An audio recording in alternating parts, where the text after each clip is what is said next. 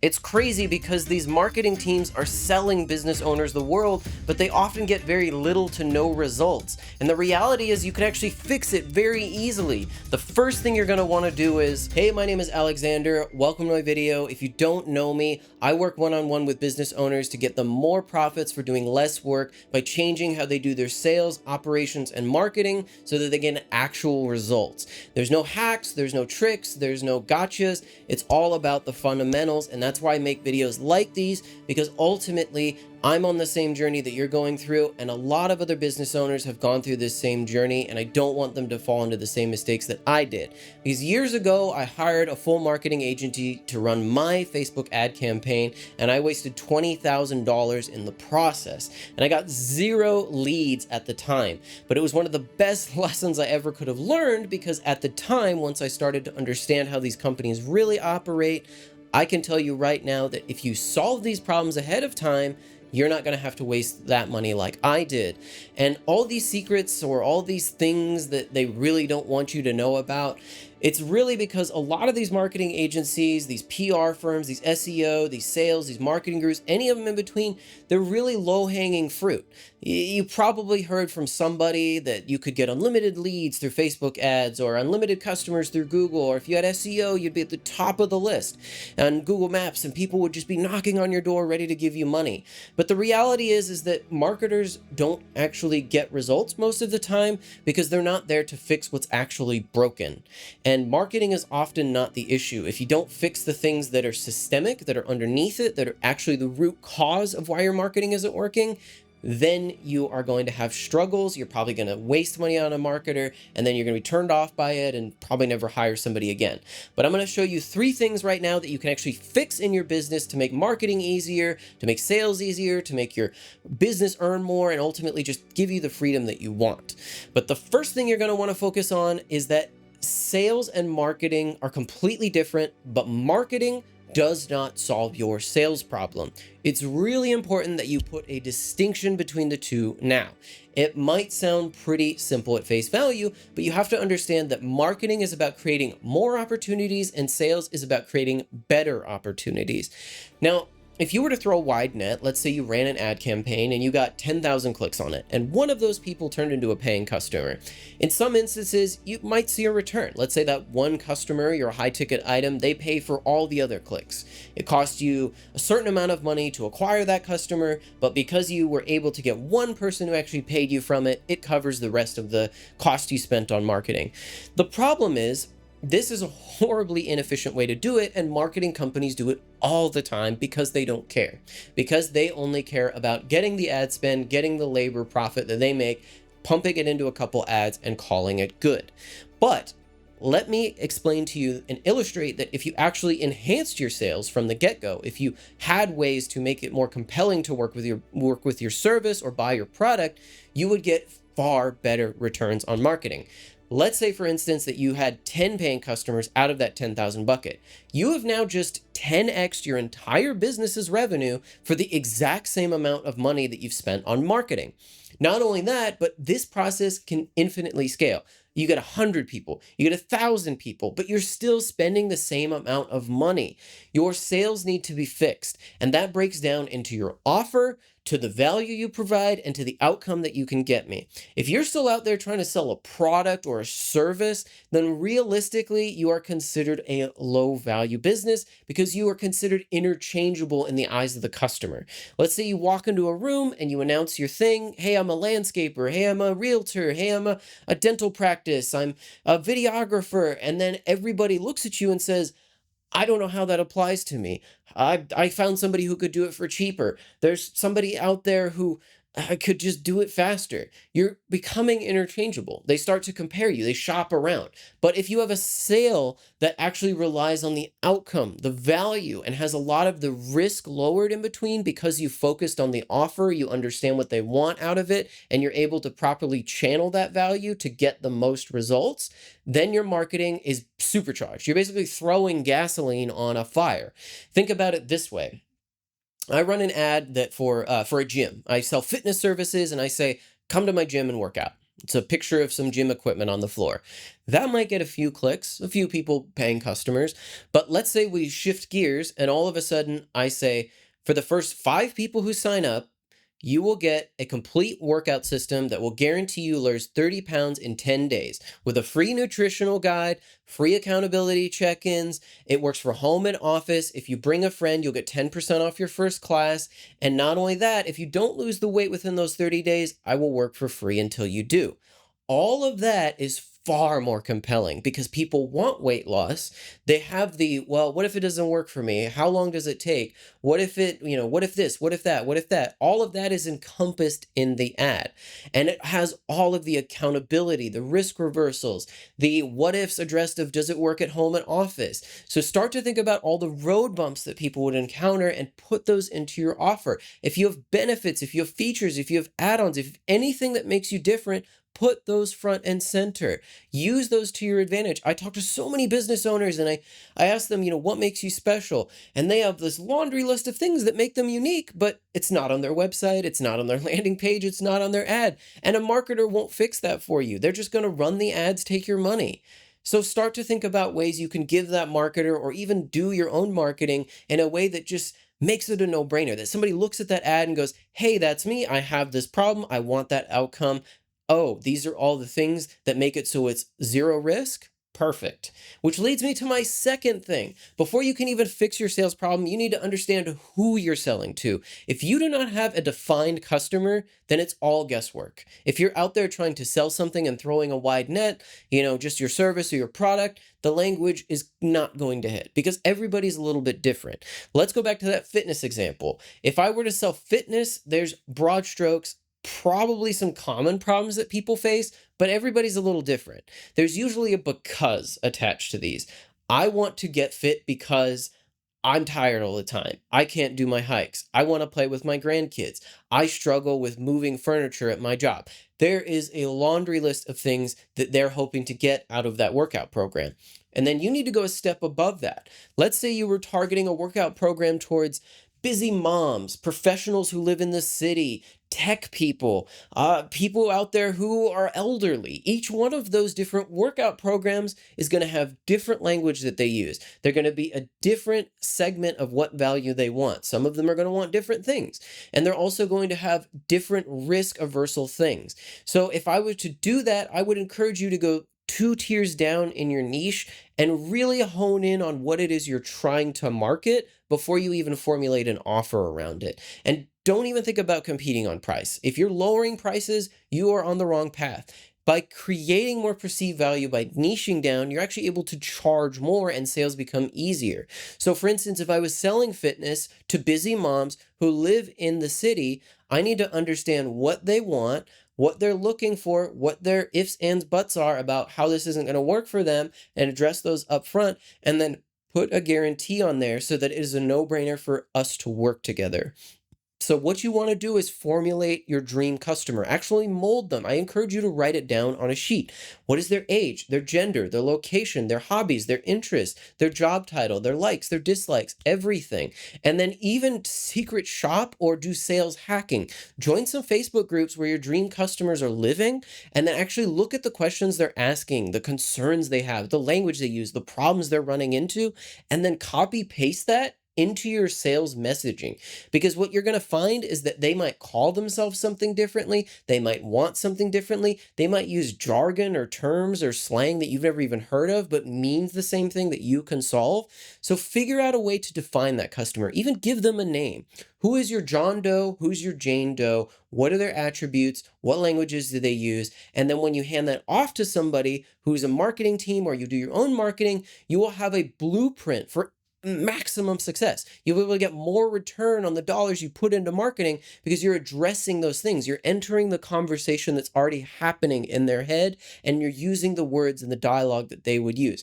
Marketers don't do that. They will just broad strokes, just shoot a wide net out into the field and target somebody who's there. If you sell a workout program and you run a Facebook ad that says everybody within 10 miles of my gym, that's everybody. That's the 90-year-old grandma who might not even be able to work out, and that's the 18-year-old kid who barely has enough money to buying ramen noodles who just is now a freshman in college and can't even think about getting a gym membership. So what you really need to do is narrow that scope. Find the people who need it above all. And the third thing that you're going to want to focus on is what's called your conversion ratio, or basically making it easy to buy from you, or your conversion rate, as some marketers call it. And this means that basically you're looking for ways to increase the perceived likelihood of them buying the thing by simply making small tweaks and changes to either your website, to your marketing messaging, to the actual buttons, everything down in between. You want to change one variable at a time when you're doing your marketing, but you still want to understand that each one of those allows you to get more revenue for spending less. I talk to business owners all the time and they say, yeah, my social media isn't selling. They're getting to my landing page, they're getting to my home page, and they're just not buying. And the reality is that you need to start to figure out what that journey looks like from going where they are to where they want to be and closing all the gaps in between it. Let me tell you what I mean. Let's say again, we're selling fitness programs and I run this ad, they click on the button and they drop on my homepage. And what do they do next? Then none of the language that we just talked about from the first two steps is there. They have to navigate to the contact us page and fill out a form. And then you go back and forth on quotes and maybe they buy. That's even if they get that far. What you need to start to do is to build either landing pages on your website or ways to just make it a no-brainer to buy. If you could actually make the thing a buy button, that is the most ideal scenario. Imagine, regardless of how expensive your thing is, if it was a buy button on your website, they could literally just click it, put their credit or debit card in and buy it. What would they need to hear? Doesn't matter if it's a $20,000 item or a $20 item. There has to be some hurdles in between, but the goal is to make it as easy as possible. Don't drop them on your homepage. Don't drop them onto a generic contact form. Don't drop them onto a page that says nothing about your business. Drop them onto a specific landing page with a specific next actionable step that you want them to take. Find all the roadblocks, where they're getting hung up, why they're leaving the website, why they're not clicking through on the ad, and start to address those individually. Change one variable at a time. It might be as simple as, I built my workout program, I ran an ad, and they drop on a page for an early promo to get a free workout, but the contact form just wasn't really what they were looking for. So instead, you add a book now button, and that allows them to instantly book a time slot for their free workout. Suddenly, you go from 1% of those people turning into paying customers to 8%, to 12%, to 15, 20, 30. All of those little iterative changes. You need to think about it as if you were the customer. Put yourselves in their shoes. If you drop them on your homepage, it's the equivalent of saying, come to my store, I have all these great products, and then they come into your store and they have to comb through shelves, they have to figure out where everything is. They're just super confused. They don't understand where to go. It's the same thing if they click on your digital ad and then they drop onto a website and they're like, do I go to the contact form? Do I go to the about page? Do I scroll through aimlessly for a little bit? Like, what do I do next? If they can't figure that out and you can't really figure that out, then something needs to change fast. So start to figure out ways to either just turn it straight into a buy button, or even if that's not possible, a discovery call, a Calendly, an online booking for a video call, something. Just don't make it work to work with you. That's the theme. Marketers, really, their job stops at the end, which is just the actual running the ads and getting people to the site. Where it begins with somebody like a web designer or a web developer, or somebody who's going to be managing your site or whatever outlet you're pushing them into, that's when conversion ratios become important, because that is the amount of people who land on your website or land on your outlet and actually turn into paying customers. The higher that is, the less you have to spend on marketing, and the more you actually turn that traffic into paid traffic, into paying customers. So it's important that you try and get that number as high as possible. Imagine if, for instance, you went from one customer, like I said in the beginning, to 10 customers, 10x revenue for the exact same amount of traffic. So start to think about all those little roadblocks, because marketers aren't going to do that for you. They're just going to run the ads, get people to the store, get people to the site, get people to wherever you're actually trying to sell them onto the next thing, and that's it. But you need to take the initiative to look at your website, to look at your store, to look at your outlets, to look at your booth, wherever you're navigating this next thing to once they click through the ad. And they should instantly, easily be able to understand, all right, this is where I want to go next. So to recap what we talked about, Focus on your sales, focus on your offer, focus on all the things that they're asking inside of their head. What if it doesn't work for me? How long does it take? Do I have to change anything? What is my sacrifice? What's the risk involved if it doesn't work, if it fails?